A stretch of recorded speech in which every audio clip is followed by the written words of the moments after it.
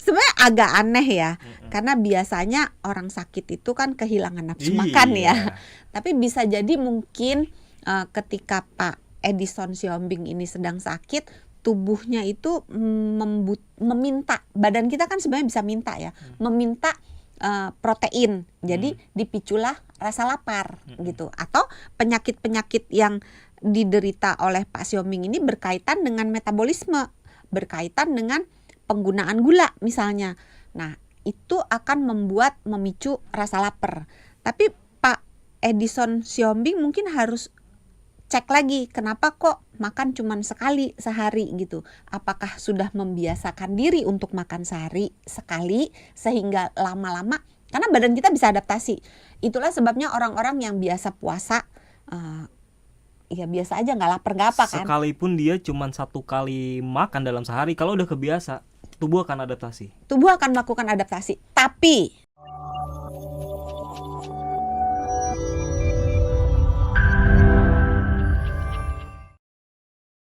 saya ini termasuk yang rutin teratur makan di jam makan siang dan makan malam.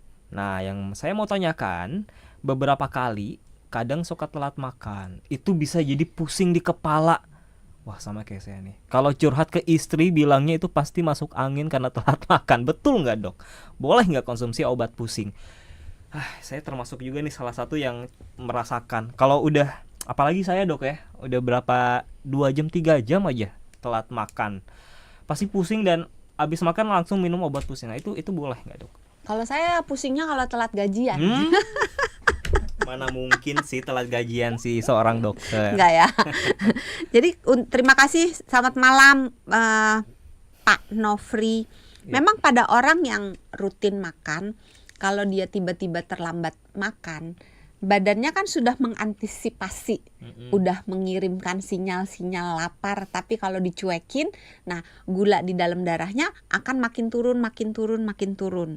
Nah, orang yang tidak terbiasa untuk berpuasa, yang udah dia rutin makan pada jam makan, mekanisme menggunakan sumber selain gula di dalam untuk mendapatkan gula di dalam darah, selain menggunakan karbohidrat, tapi dengan menggunakan sumber cadangan energi yang disimpan di hati maupun di sel-sel lemak, itu kurang efektif dan kurang efisien.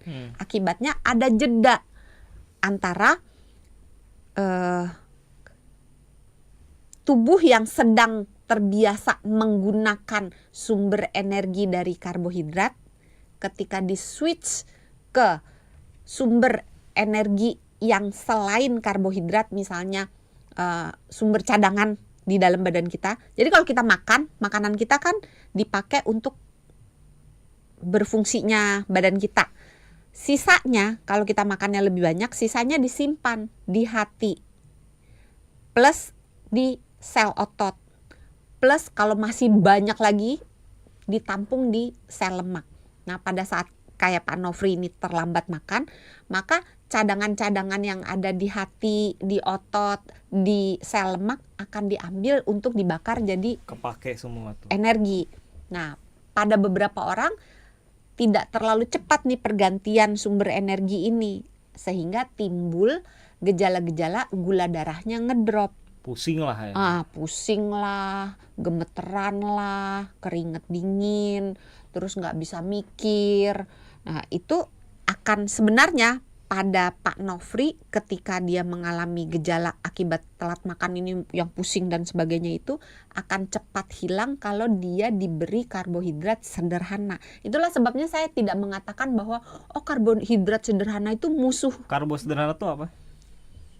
Teh manis. Yang paling gampang kan, coba kalau upacara, anak-anak nggak sarapan gitu kan, terus berdiri gitu, terus kelengan, dikasih teh manis seger. Itu sebabnya kenapa di UKS selalu dikasih teh manis. Iya, karena gula darahnya biasanya ngedrop.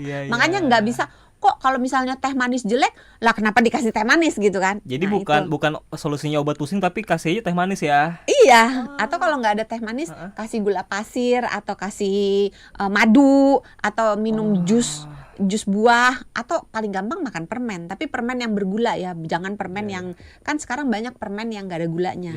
Ilmu baru. Oke, terima kasih dok. Saya juga Mudah-mudahan dapat menjawab Yap. untuk Pak Nofri. Oke, sekarang ada Pak Edison Sihombing. Umur 52, ingin berkonsultasi. Normalkah dok kalau lagi kurang sehat maunya makan terus, baru makan tidak sampai 1 jam udah pengen makan lagi, dalam satu bisa makan 5-6 kali walaupun tanpa lauk, rasanya enak banget. Tapi kalau lagi sehat saya bisa dalam 1 hari hanya 1 kali makan. Itu normal nggak? Selamat malam Pak Edison Sihombing. Mudah-mudahan Pak Edison sehat terus. Amin. Soalnya mau ngedoain sakit biar makan mulu, kayaknya jahat banget gitu Kalau saya sehat gitu cuma ya. sekali makan nih soalnya. Iya.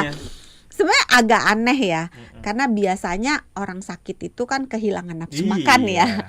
Tapi bisa jadi mungkin ketika Pak Edison Sihombing ini sedang sakit, tubuhnya itu meminta, badan kita kan sebenarnya bisa minta ya, meminta protein. Jadi dipiculah rasa lapar gitu. Atau penyakit-penyakit yang diderita oleh Pak Sihombing ini berkaitan dengan metabolisme, berkaitan dengan penggunaan gula misalnya.